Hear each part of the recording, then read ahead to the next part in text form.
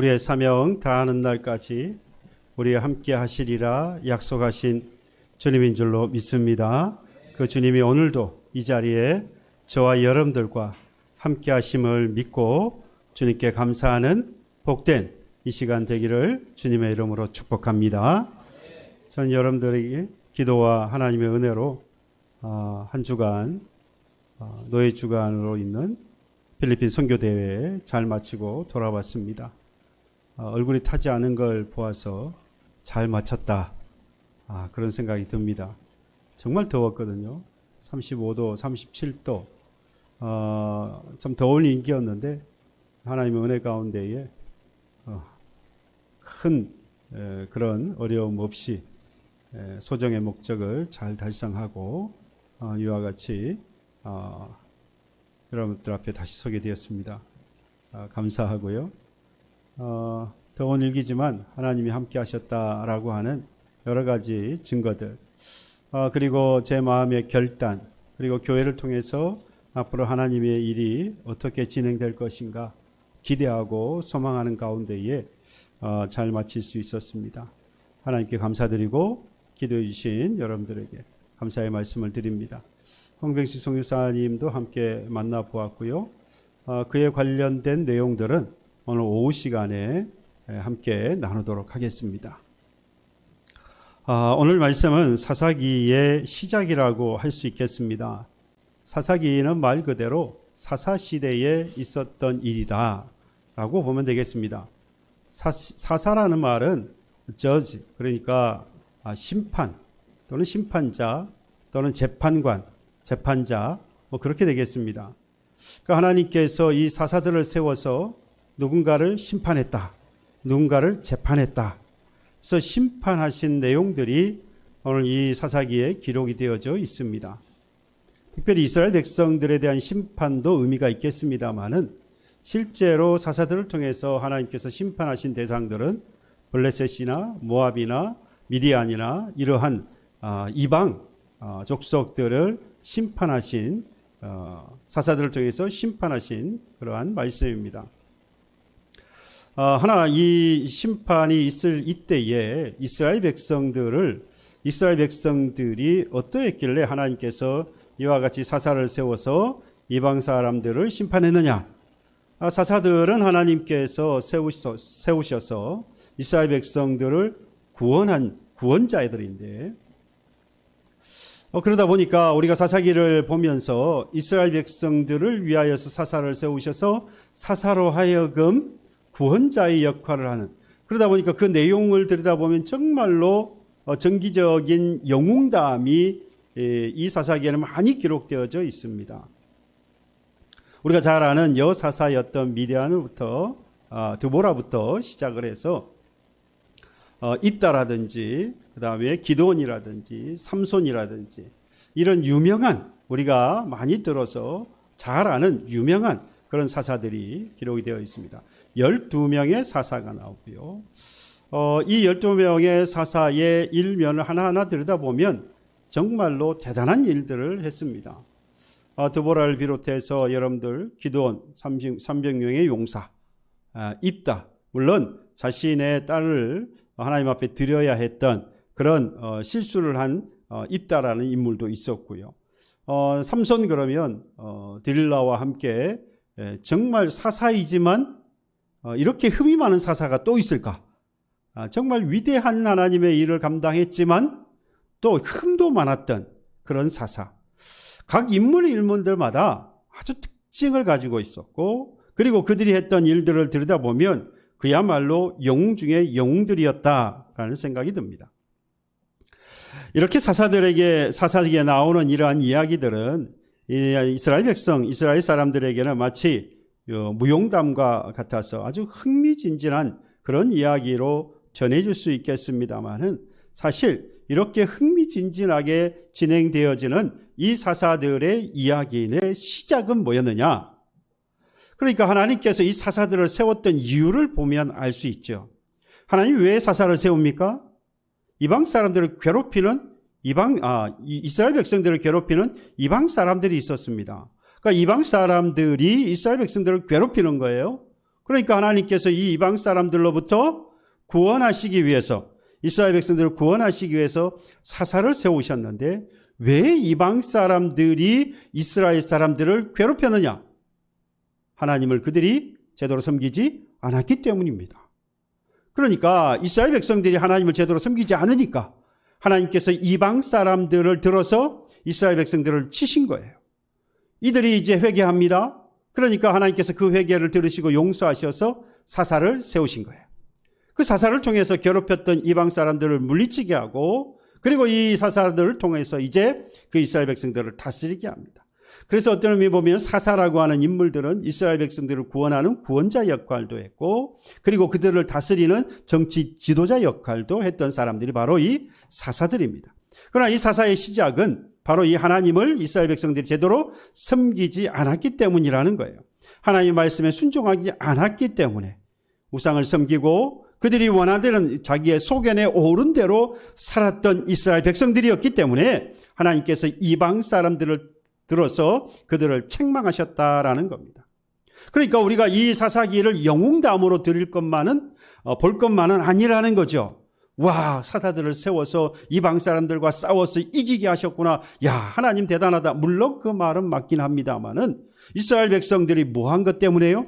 죄를 범한 것 때문에, 자기의 하나님의 소견인 하나님의 뜻이 아니라 자기들의 마음, 자기들의 소견대로 살고자 한 죄 때문에, 그것 때문에 그들이 이방 사람들에게 고난을 당해서, 그래서 하나님께서 사사를 세워서 그들을 구원하신 것이기 때문에 이건 사사기는 영웅담이라고 할 수 없어요. 이게 한 번으로 또 끝나는 게 아니잖아요. 계속해서 반복이 되지 않습니까? 그저 사사로운 문제를 다루고 있지도 않고, 뿐만 아니라 이것은 계속해서 반복되어서 일어나고 있습니다. 기록상으로 보면 온니엘이 가장 첫 번째 사사인데요. 온니엘을 사사로 있는 40년 동안 이스라엘의 평안한 시기를 누렸다라고 했습니다. 그러나 온니엘이 죽고 난 이후에 이스라엘은 큰 위기에 빠집니다. 모압과 암몬이라고 하는 그 이방족 속의 고난을 통해서 괴롭힘을 당하게 됩니다. 8년 동안이나 모압 왕 에글론을 섬겨야 했던, 그래서 가진 고생을 다 당해야만 했습니다. 왜 이렇게 되었느냐? 오늘 2장 18절 19절에 보면 그 이야기를 정확하게 말씀합니다. 여호와께서 그들을 위하여 사사들을 세우실 때에는 그 사사와 함께 하셨고, 그 사사가 사는 날 동안에는 여호와께서 그들을 대적의 손에서 구원하셨으니 이는 그들이 대적에게 압박과 괴롭게함을 받아 슬퍼 부르짖음으로 여호와께서 뜻을 돌이키셨음이거늘, 그 사사가 죽은 후에는 그들이 돌이켜 그들의 조상들보다 더욱 타락하여 다른 신들을 따라 섬기며 그들에게 절하고 그들의 행위와 배역한 길을 그치지 아니하였다라고 기록하고 있습니다. 주기적으로 반복해서 죄를 범하는 거예요. 하나님께 죄를 범하니까 하나님께서 이방 사람을 세워서 그들을 징계하시고, 징계를 받으니까 그들이 회개한 거예요. 그래서 하나님께서 사사를 세웠어요. 그들을 이제 자유를 주신 겁니다. 이방 사람들에게서부터 그들을 자유롭게 해주신 거예요. 그러니까 사사가 다스리는 동안에 다시 평안이 찾아온 겁니다. 평화롭게 사는 거예요. 문제는 그러고 나서 다시 뭐 합니까? 사사가 죽고 난 이후에 다시 죄를 범하는 겁니다. 하나님께서 또다시 이방 사람을 세워서 그들을 책망하시고 책찍질 하십니다. 그러니까 또 회개하는 거예요. 다시 이스라엘 백성들이 뭐 하죠? 이들을 위하여서 하나님께서 사사를 세우는 겁니다. 다시 구원을 받았어요. 그래서 사사가 다스리는 동안 또 평화롭습니다. 그런데 사사가 죽고 나니까 또다시 죄를 범하는 겁니다. 이게 계속해서 반복되어서 일어나는 겁니다. 이 모든 시작을 알리는 게 바로 오늘 본문이에요. 이와 같이 반복되어지는 사사 시대의 역사의 시작이 어디냐? 바로 오늘 본문으로부터 시작되어지는 겁니다. 본문의 시작은 여호수아의 죽음으로부터 시작된다고 할 수 있습니다. 6절에 보니까 전에 여호수아가 백성을 보내며 이스라엘 자손이 각기 그들의 기업으로 가서 땅을 차지하였다. 모세를 이어서 이 여호수아를 통하여서 하나님께서 이 이스라엘 백성들을 가나안에 도착했습니다. 그리고 이 가나안에 도착했을 때에 이스라엘 백성들에게 각각 나누어 준 각각 자기들의 분깃이 있죠. 땅이 있어요. 하나님께서 그 땅에 들어가서 그 땅을 차지하고 있는 각각 가나안 부족들과 싸워 그 땅을 차지하도록 하셨습니다. 그 말씀이 6절의 말씀이에요. 그래서 각 지파들이 자신들에게 분할받았던 그 땅에 들어가 그 땅을 점유하고 있었던 이 이방 사람들과 싸워 그 땅을 차지하게 되어집니다. 그런데 7절에 가서 보니까 백성이 여호수아가 사는 날 동안과 여호수아 뒤에 생존한 장로들 곧 여호와께서 이스라엘을 위하여 행하신 모든 큰 일을 본 자들이 사는 날 동안에 여호와를 섬겼더라. 여러분 이 말씀을 보면서 뭐를 눈치를 챘습니까? 뭔가 뉘앙스가 좀 이상하지 않나요? 여호수아가 사는 날 동안 그리고 그를 함께했던 이 여호수아와 함께했던 장로들이 사는 날 동안에는 뭐 했어요? 여호와를 잘 섬겼던 거예요. 그러니까 바꿔 말하면 여호수아가 죽은 이후에 그리고 그와 생존하였던 같이 있었던 장로들이 죽은 이후에는 뭔가 상황이 달라졌다라는 것을 우리가 생각해 볼 수 있지요. 바로 그 10절입니다. 10절에 보면 그 세대의 사람도 다 그 조상들에게로 돌아갔고 그 세대의 사람인 여호수아와 함께했던 그 장로들 그때의 세대들 그러니까 가나안에 들어오기 전 애굽에서의 가나안에 들어와서 그 땅을 점령하면서 살아가기 그 여호수아와 그리고 그 여호수아와 함께했던 장로의 그들이 함께했던 그 시대의 모든 사람들이 하나님께로 돌아갔고 죽은 이후에요. 그 후에 일어난 다른 세대는 자 보세요. 그 다른 세대는 어떤 세대입니까? 여호와를 알지 못하며 여호와께서 이스라엘을 위하여 행하신 일도 알지 못하였더라. 이 다른 세대는 여호와를 알지 못하는 세대였어요. 그리고 여호와가 행하신 일들을 알지 못하는 세대였습니다. 이 세대를 다른 세대라고 표현을 했어요. 여러분 일반적으로 다른 세대라고 하면 다른 시대에 살았던 세대를 다른 세대라고 말합니다. 그러니까 시대가 바뀌어졌을 때의 세대를 다른 세대라고 말하는데 지금 여기서는 시대가 바뀐 세대만 다른 세대라고 말하는 게 아니에요. 그 내용에 있어서도 이 앞의 세대와 뭐합니까? 완전히 다르더라라는 겁니다. 그러니까 간단하게 말하면 이전에 이 지금 말하는 다른 세대와 달리 이전에 여호수아와 그와 함께 했던 장로들의 세대는 하나님을 알았고 하나님의 행하신 일을 알았던 세대인데 그와 다르게 지금 이 세대는 다른 세대, 단지 시대만 바뀌어진 세대가 아니라 그 내용에 있어서도 하나님을 알지 못하고 하나님이 행하신 일을 뭐하지 않은 알지 못하는 시대, 이를 보고 다른 세대라고 말하고 있는 겁니다. 그러니까 시대만 바뀌어서 다른 세대가 아니라 이들이 생각하고 이들이 가지고 있는 가치관과 이들이 그 생각하고 가치관에 따라서 행동하는 것마저 모든 것이 다 뭐한 세대? 달라진 세대다라는 이야기입니다. 우리나라도 계속해서요 이 시대에 따라서 세대를 부르는 이름이 바뀌고 있죠. 제일 먼저 시작한 세대가 X세대입니다. X세대. 1965년부터 시작해서 1979년까지 태어난 그 시대입니다. 그러니까 그 이전에 무슨 세대란 말이 잘 없었는데요. 지금 이 시대부터 시작을 해서 X세대라고 부르면서 새로운 세대의 등장을 알렸습니다. 이 세대는 물질적으로 풍요로운 시대를 삽니다. 그 부모님의 세대는 6.25를 거치면서 정말로 어려운 시대를 살면서 먹고 살기 힘든 그러나 그 먹고 살기 힘든 세대에서 경제적인 부흥을 이루는 바람에 그의 자녀들인 바로 65년도부터 시작해서 79년 사이에 태어났던 그 세대들 그러니까 전쟁과는 관계가 없고요. 부모가 이루는 그 경제적인 기반 아래에서 풍요로움을 경험하게 되어진 세대. 예. 그래서 이들은 풍요로운 삶과 더불어서 개성을 중요시 여기게 되어지는가 봐요. 여러분들 기억이 나십니까? 머리를 한쪽으로 내려뜨리고 염색을 하고 긴 바지를 입고 다니면서 온갖 거리에 먼지를 다 쓸고 다녔던 세대들. 예. 나는 이 모든 사람들과 다른 생각과 다른 행동을 하는 아주 개성을 가진 사람이다라고 자신을 표현했던 그 세대들. 예. 그런데 다 똑같이 하고 다니더라고요. 그게 웬 개성인지를 모르겠지만 어쨌든 그렇게 자신을 표현하고 싶어 했던 세대, X세대라고 이야기를 합니다. 그 X세대들은요, 이전에는 큰 라디오를 가지고, 큰 카세트를 가지고, 놀러를 다니고 했는데요. 이제는 워크맨을 달고 다니고, 마이마이를 달고 다니고, 삐삐를 통해서 연락을 주고받을 수 있는 그런 세대가 되었습니다. 그들을요, 신인류라고 불렀어요. 신인류. X세대를 신인류. 이전에는 없던 인류가 탄생했다.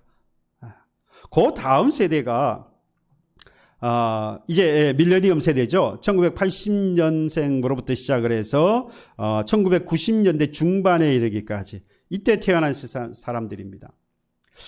새로운 세상을 이끌어간다라고 의미로서 새천년 세대, 그러니까 새로운 천년을 맞이하는 세대다라는 이야기예요. 알파벳 숫자로 보면 앞에가 X세대니까 그 다음에 Y잖아요. 그래서 Y세대라고도 부르기도 합니다. 이 밀레니엄 세대는 인터넷을 사용하는 시대입니다. 그리고 SNS를 주고받았어요. 여러분 천리안 기억나십니까? 그런 것들을 통해서 서로의 통신을 하는 그런 세대입니다. 대학 진학률이 급격하게 높아진 세대고요. 사생활과 삶의 행복을 추구하기 위해서 여러분 워라밸 세대 아십니까? Work and Life Balance라 그래서 이걸 줄여가지고 워라밸이라. 그러니까 일하는 것이 재산의 부를 부를 축적하는 데 목적을 두는 게 아니라 일을 해서 자신의 삶의 행복을 추구하는 수단으로 삼는. 그러니까 이 두 가지를 공동으로 추구하는 세대. 그래서 워라밸 세대다라고 이야기를 합니다. 그 다음 세대가 Z세대입니다. Z세대. 그래서 이 X세대들의 1965년부터 태어나서 70년대 중반 요 사이에 태어났던 이 X세대들의 자녀 세대가 바로 이 Z세대가 되어집니다. 그래서 1990년대 중반부터 2000년대 중반까지 그 사이에 태어났던 자녀들, 딱 제 자녀들이, 제 자녀. 치고는 조금 그렇긴 한데, 그러다 보니까 제가 X세대라는 게, 저는 X세대예요. 그래서 제 자녀들을 보니까 Z세대이고요. 근데 이 세대들은 태어날 때부터 디지털을 가지고 태어난 세대입니다. 그러니까 아날로그를 잘 모르죠. 그래서 디지털, 스마트폰, 뭐 유튜브 뭐 이런 것들을 자유롭게 접하게 되었고, 이들이 지금 Z세대로 태어난 이들은 그야말로 디지털로 시작해서 지금도 디지털로 살아가고 있기 때문에 디지털 네이티브라고 그럽니다. 태어날 때부터 디지털이었다라는 이야기예요. 최근에는 이제 이 밀레니엄의 M과 그리고 Z세대의 각각 앞글자를 따서 이상한 MZ세대, 죄송합니다. MZ세대. 이 MZ세대 정말 머리 아픈 세대죠. 이 기성세대인 우리들의 입장에서 본다면 이 MZ세대들은 1981년부터 해서 1995년이 밀레니엄 M세대란 말이죠. 밀레니엄 세대예요. Z세대가 그 다음 1996년부터 2000년대 초반까지 출생한 자녀들인데 이 기간이 상당히 깁니다. 아마 관리자들이나 그리고 뭐 기업주, 사업주 뭐 이런 계층에 지금 있는 분들은 바로 이 MZ세대들을 다루는 데 있어서 정말 애를 먹고 있는 것 같아요. 이 세대들의 특징은 지금 제가 이 MZ세대들에서 조금이라도 마음에 맞지 않는 이야기를 하죠. 그럼 예배고 뭐고 간에 지금 나갑니다. 그런 시대예요. 그런 세대들이에요. 별로 거기에 대해서 가치를 두지 않아요. 자기의 생각에 맞는 자기가 원하는 가치가 아니면 귀를 닫지요. 눈을 닫습니다. 별로 의미를 두지 않는다는 이야기예요. 거부합니다. 정말 이 MZ세대들에 대해서 뭐 사회뿐만 아니라 교회도 이들을 어떻게 받아들여야 되나, 이들에 대해서 성경적으로 그들을 어떻게 신앙을 이끌어 갈 것인가 큰 화두입니다.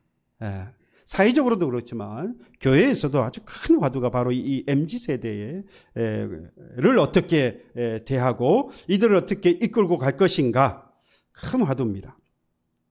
이들 세대는요, 집단보다 개인을 중요시하고 소유보다 공유를 더 중요시합니다. 최신 트렌드라든지 이색적인 경험에 아주 민감하게 반응하는 특징을 가지고 있습니다. 근데 여러분, 이건요, 우리나라만 그런 건 아니에요. 미국에서도 보면 베이비붐 시대, 이 시대를 가지고 부머라고 부릅니다. 부머. 그런데 이 코로나19를 지나면서 이거 대면이 아니라 비대면을 하면서 줌을 통해서 비대면을 하게 되어지죠. 그래서 이런 세대를 부르기를 줌머라고 부릅니다. 줌머.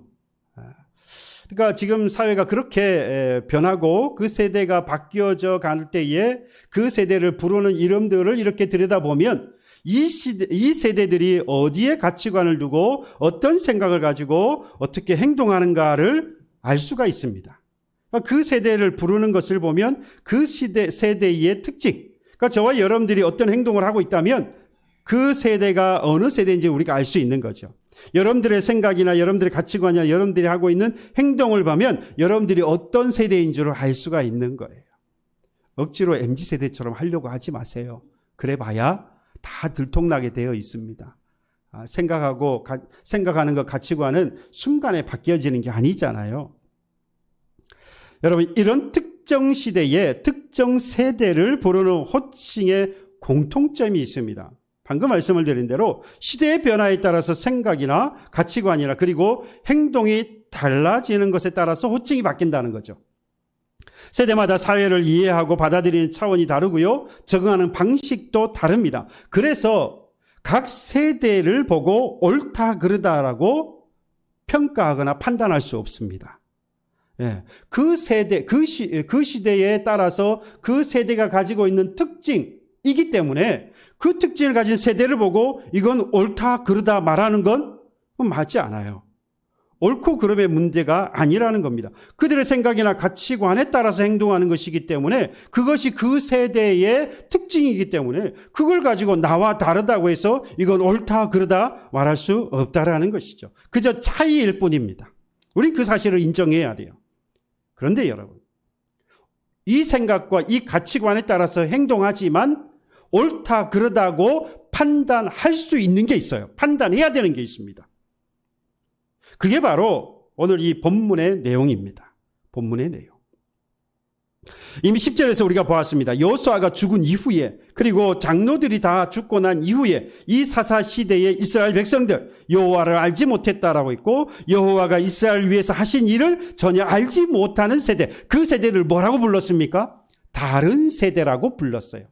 지금 같으면 무슨 세대 부르듯이 다른 세대라고 불렀다 이 말입니다. 여러분, 문제는 이들이 신앙을 떠나서 세상과 더 가까워진 세대이고요. 하나님이 하시는 일을 모르고 하나님이 어떤 분이신지도 전혀 알지 못합니다. 그래서 하나님께서 무슨 일을 하셨습니까? 그들을 향하여서 이방 사람들을 들어서 그들을 징계하셨어요. 여러분, 문제가 여기에 있는 겁니다. 이들의 생각과 이들의 가치관, 그리고 이 생각과 가치관에 따라서 이들이 행동을 하는데요, 이것들을 그대로 받아들일 수 없는 것은 이들이 하나님을 알지 못하고 하나님이 하시는 일을 알지 못해서 이방 사람들을 하나님이 들어서 채찍하고 징계하시는 것을 그대로 맞아야 되는 세대라는 거예요. 그대로 두면 되겠습니까? 여기에는 분명히 옳고 그름의 판단이 있어야 한다는 거예요. 여러분, 결국 여호수아의 죽음과 더불어서 이스라엘 백성들은요, 하나님이 원하시는 세대가 아니라 다른 세대가 되어버렸습니다. 이 사사시대는 사사라는 위대한 이러한 사사의 영웅들이 등장하는 시대라고 합니다마는 그만큼 하나님을 떠나는데 빨랐던 시대, 하나님을 알지 못하는 시대라는 걸 동시에 보여주고 있는 거예요. 그게 사사시대예요. 그게 사사기의 내용입니다. 여기서 가장 관심을 끄는, 제게 있어서 가장 관심을 끄는 부분은 이미 말씀을 드린 대로 바로 여호수아 이후로 무슨 시대? 다른 세대가 되었다라는 점입니다. 여호수아 시대는, 그러니까 여호수아 이후니까 여호수아와 그와 함께 했던 장로들이 있었던 그 시대는 바로 우리 부모님의 세대예요. 그리고 하나님을 알지 못하고 그리고 하나님이 행하시는 일을 알지 못한 그 다른 세대는 우리 자녀들의 세대라고 할 수 있습니다. 부모의 세대와 자녀의 세대, 이전 세대와 이후의 세대, 여호수아와 장로들의 세대와 그 이후에 하나님을 알지 못하고 하나님이 행하시는 일을 알지 못하는 바로 그 다른 세대. 여러분, 우리는 하나님을 잘 믿는다라고 말하지만 우리의 다음 세대인 우리의 자녀들의 세대는 어떻게 되는 겁니까? 만약에 우리의 시대에 우리가 가지고 있었던 여호수아 시대에 하나님을 알고 그리고 하나님이 행하시는 일을 알아 하나님을 잘 섬겼던 우리의 그 세대가 이 다음 세대의 다른 세대가 되어져서 하나님을 알지 못하고 이들이 하나님이 행하시는 일을 알지 못해 하나님을 제대로 섬기지 않는다면 이들은 무엇하겠습니까? 하나님이 세우신 이방의 족속들의 채찍을 맞았던 것처럼 이들도 역시 하나님의 책망과 채찍을 피할 수 없을 것이라는 거죠. 이게 문제라는 겁니다. 이게 문제 아니에요. 여러분, 우리와 동일 시대를 살고 있습니다. 근데 전혀 다른 세대예요. 다른 신앙과 다른 가치관을 가진 그런 세대를 바라보면서 우리는 어떻게 이 문제를 해결해 나갈 수 있느냐.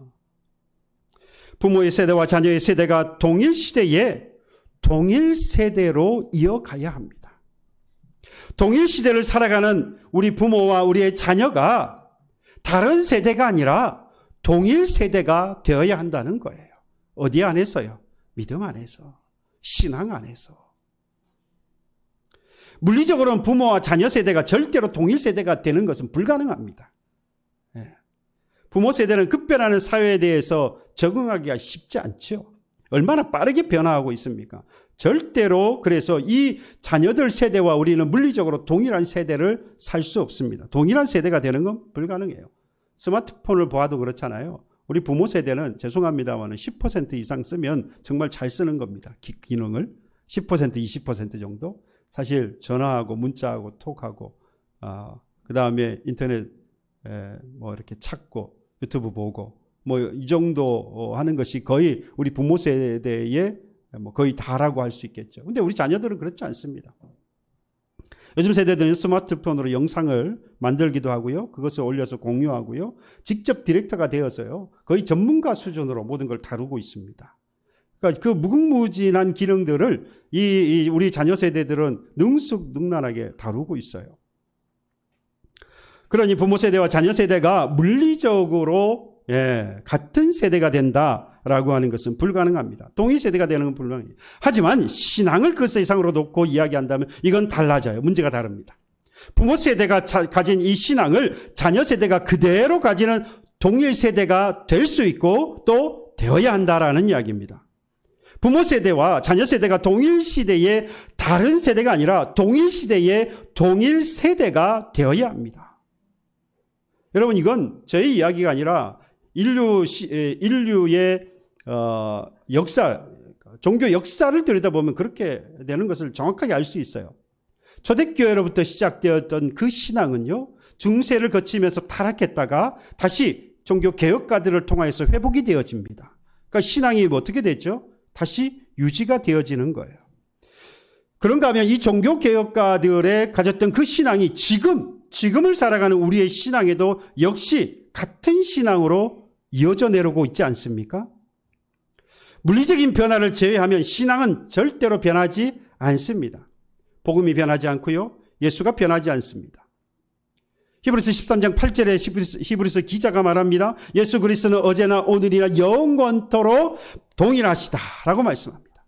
예수는 동일해요. 예수를 통한 복음은 동일합니다. 오늘을 살아가는 저와 여러분들이나 종교개혁가들이나 15세기 16세기 종교개혁가들이나 초대교회 예수님 당시에 그들 역시 모두가 다 동일한 신앙을 가지고 오늘까지 내려오고 있는 겁니다. 그러니까 부모 세대나 자녀 세대 우리의 신앙은 뭐 해야 하는 거죠? 같아야 합니다. 그게 바로 동일 세대예요. 성경에 오늘 본문에 나오는 다른 세대가 아니라 동일 세대가 되어야 한다라는 겁니다. 자녀 세대라고 해서 신앙 내용이 달라질 수 없어요.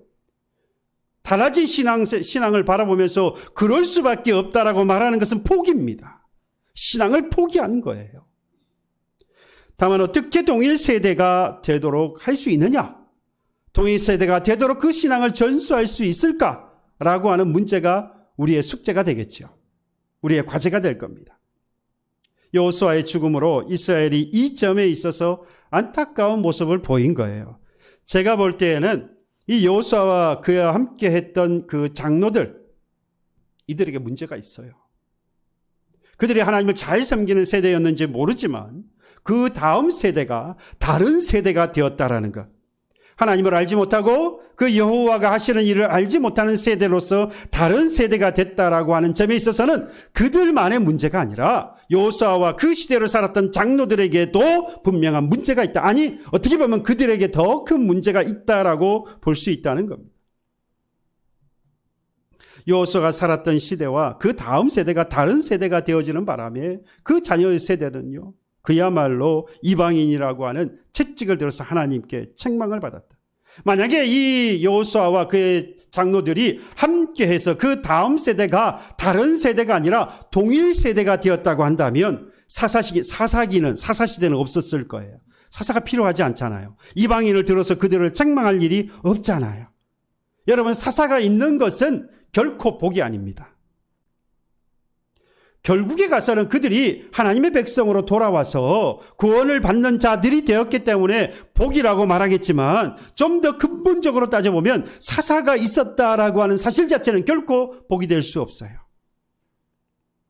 여호수아와 그의 함께 했던 그 장로들, 그들에게도 복이 아니고 그의 후손들, 다음 세대가 다른 세대가 됨으로 인해서 그들도 역시 복받은 세대라고 말할 수 없게 된 겁니다.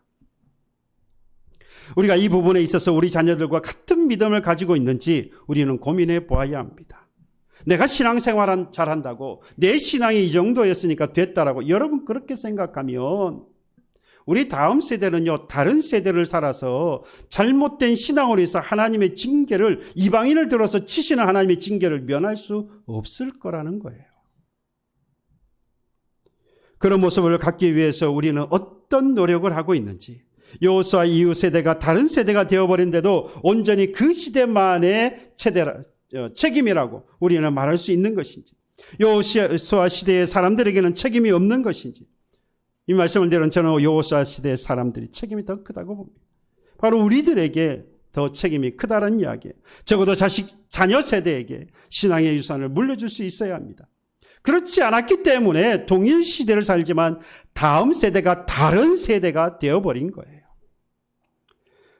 나는 자녀들에게 재산이나 이 세상을 살아갈 방법들을 물려주고 있는 것은 아니지, 거기에 모든 것들을 투자하고 있는 것은 아니지, 자녀들에게 하나님을 의지하고 살아가는 방법, 하나님을 선택하고 그 하나님의 선택에 따라서 하나님의 인도를 받으며 살아갈 수 있는 방법, 이러한 방법들을 신앙의 유산으로 과연 내가 남겨주려고 고민하고 있는지, 지금 나의 신앙이 곧 동일 시대의 동일 세대를 만들 수 있습니다. 지금 나의 이 신앙이 우리의 자녀들에게, 다음 세대인 우리 자녀들 세대에 잘 전해지면 우리와 같은 동일 세대의 동일 세대가 되어질 수 있습니다.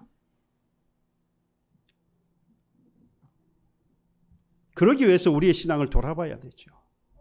자꾸만 우리는요, 이 시대가 가장 병이 들었던 것은 교회와 믿음의 공동체를 우습게 하는 것에서부터 시작됩니다. 교회와 믿음의 공동체를 쉽게 생각합니다. 가볍게 여겨요. 뿐만 아니라 하나님께서 교회를 통해서 주신 직분을 너무나도 쉽게 여깁니다. 여러분, 자녀들이 그 행동을 봐요. 자녀들이 그 행동을 듣습니다. 자녀들이 듣고 보는 앞에서 교회와 믿음의 공동체의 흠을 이야기해서는 안 됩니다. 그런 자녀들은요, 그들이 보고 들은 것들, 믿음 없는 이야기를 하거나 원망 불평을 늘어놓는 것들, 여러분 그것들을 들은 그 자녀들은요, 결코 나와 동일 시대를 살아갈 뿐 다른 세대로서 다른 신앙, 결국에는 나아가서 이방인을 들어서 채찍을 가했던 그 하나님의 징계가 필요한 세대가 되고 마는 거예요.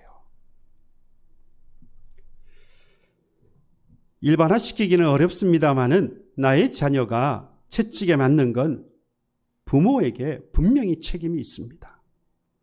그래서 부모는 고민을 해야 합니다. 내 신앙은 물려줄 만한 신앙이 맞는가? 또 어떻게 물려줄 것인가? 제가 이에 대해서 답을 여러분들에게 드리려고 하는 것이 아니라 우리는 이 고민을 하고 오늘을 살아가는 부모 세대가 되어야 한다는 겁니다. 동일 시대를 살면서 다음 세대인 자녀 이 세대가 나와 다른 세대가 되어서 갈등을 하고 있다면 먼저 나의 신앙을 돌아봐야 하겠죠. 과연 내 신앙이 자녀들에게 본이 되어져서 물려줄 만한 신앙인가? 그 자녀들이 나의 신앙을 물려받을 만한가? 뿐만 아니라 어떻게 이 신앙을 물려줄 것인가? 우리는 이 고민을 하며 살아가야 돼요. 동일시대의 다음 세대가 신앙에 있어서 나와 동일 세대가 되려면 정말 물려줄 만한 신앙이 되어야 하지 않겠어요? 여러분의 자녀를 위해 여러분은 바른 신앙생활을 해야 합니다. 기도 생활을 해야 합니다. 하나님의 말씀을 깊이 묵상하고 예수께서 가신 그 길을 다시 한번 돌아보며 주의 제자로서의 길을 따라가야 합니다. 목사만 주의 제자고 장로만 주의 제자입니까? 권사만 주의 제자입니까? 하나님의 부르심을 받은 그 모든 사람들은 다 주의 제자로서 그 길을 따라가야 합니다. 여러분, 크고 작은 일을 만났을 때마다 세상을 쫓아다니면서 방황하지 말고 기도로 하나님 앞에 물을 줄 알아야 합니다. 그 모습을 보여줘야 돼요. 그리고 하나님께서 응답하시면 그 응답하심이 나에게 손해가 된다고 할지라도 과감하게 하나님의 응답하심에 따라서 행할 줄 아는 믿음을 보여주셔야 돼요. 참고 견디고 믿음으로 승리하는 모습을 우리의 다음 세대에게 보여주셔야 합니다. 그래야 동일 세대가 되는 거예요. 부모의 이런 신앙의 모습이요, 자녀들의 눈과 마음에 담겨서 동일 시대의 동일 세대로서 오늘을 살아갈 수 있는 겁니다. 그런데 이상하게도 우리는 자녀들이 잘 되기를 정말 바라고 그 자녀들 앞에서 신앙의 모범이 되어야 한다라고 말합니다만 실제 삶은 그렇지 않을 때가 너무 많습니다. 여러분, 자녀들이 공부를 잘하기 위해서는 부모가 공부를 해야 합니다. 학원에 보내는 것만이 능사가 아니라 부모가 공부하는 모습을 보이면 자녀도 공부를 해요. 경험하시잖아요. 신앙도 마찬가지입니다. 자녀에게 성경을 보고요, 말씀을 묵상하고 기도하는 모습을 보여주고요, 하나님의 응답하셨을 때의 그 응답에 따라서 순종하는 삶을 그 자녀들에게 유산으로 보여줘야, 유산으로 남겨줘야 하는 거예요. 어떤 일을 만나든지 말씀에 따라서 결정할 줄 알고 기도하면서 결정하려고 하는 모습을 자녀의 눈에 보여주어야 합니다. 자녀도 모든 일을 하나님과 상의할 줄 아는 그런 동일 세대가 될 거예요. 그 말씀이 에베소서 6장 4절의 말씀입니다. 자녀들을 주의 교훈과 훈계로 양육하라라고 말씀합니다. 이 말씀을 잘못 오해해가지고 자녀들을 하나님의 말씀을 가지고 훈계하고 양육하고 막 해야 한다. 여러분, 그 말이 아니에요. 이 말의 근본적인 뜻은요, 부모가 하나님을 신뢰하는 모습을 보이면 자녀들도 그 삶을 따라온다는 말씀이에요. 네가 주의 교훈과 훈계로 양육을 받으라. 자녀들도 주의 훈계와 양육을 받으리라. 누구를 통해서요? 순종하는 부모를 통해서. 혹시 자녀와 다른 세대를 살고 있지 않습니까? 이방인의 채찍이 자녀들에게 가까이 있지 않습니까? 속히 참된 신앙을 보이셔야 합니다. 교회와 믿음의 공동체를 향한 비난과 원망을 이제 그치고 기도하셔야 합니다. 하나님의 말씀을 깊이 묵상하고 예수께서 가신 길을 따르는 주의 제자가 되어야 할 것입니다. 여호수아 이후의 세대가요, 실패한 것은 결국 하나님이 하신 일을 기억하지 못했기 때문입니다. 여러분, 우리는 하나님이 하신 일을 기억해야 합니다. 우리 예수님께서 하신 일을 기억하고 그 주님이 하신 일을 따라 오늘도 살아가는 저와 여러분들이 되어야 합니다. 예수께서 십자가를 지시고 우리를 구원하신 그 놀라우신 일을 우리는 반드시 기억해야 합니다. 그리고 그 일을 기억하고 주신 십자가를 지고 오늘 주에 가신 그 길을 우리는 따라가야 합니다. 우리의 자녀들이 볼 거예요. 그 길 가는 동안에 당하는 고난과 고통을 우리의 자녀들이 볼 거예요. 그 가운데 흘리는 눈물을 볼 거예요. 그 가운데 손해를 보지만 여전히 그 길 가운데 서 있는 주의 길을 따르는 그 부모의 모습을 볼 거예요. 그 세대는 다른 세대가 아니라 이 시대를 같이 살아가면서 동일한 신앙을 가진 동일 세대로 오늘 살아갈 겁니다. 그게 이 부모의 면류관이에요. 여러분들의 면류관이 뭡니까? 이 땅을 살아가면서 벌어들인 그 모든 것들이 여러분들의 면류관입니까? 그건 사라질 거잖아요. 우리에게 주신 하나님의 그 믿음 가지고 살아서 그 갖게 되어진 그 신앙이 그대로 우리의 자녀손들에게 전수되어질 때 여러분, 그 신앙은 영원히 남지요. 그래서 그것이 바로 부모의 면류관인 겁니다. 왜 자녀가 부모의 면류관입니까? 그 자녀가 그 신앙을 물려받았기 때문이에요. 그 신앙이 그 부모의 면류관이 되어지는 것이죠. 여러분, 우리 날마다 주의 십자가를 바라보면서 감사하면서 우리 자녀가 그 감사하는 삶을 본받고 주의 길을 따르는 제자가 되기 위하여서 우리가 먼저 그 길을 가야 합니다. 어떤 상황 속에서 주님이 가시는 그 발걸음을 뒤따라 가시기를 바랍니다. 그 길에 거짓과 속임수가 있어요. 이것 때문에 우리가 손해볼 수 있습니다. 이것 때문에 넘어질 때도 있을 겁니다. 하나, 이에 대해서 원망하거나 불평하지 말고 진실과 사랑 가지고 손해볼 줄 알아야 합니다. 손해보는 자리지만 갈 줄 알아야 되는 거예요.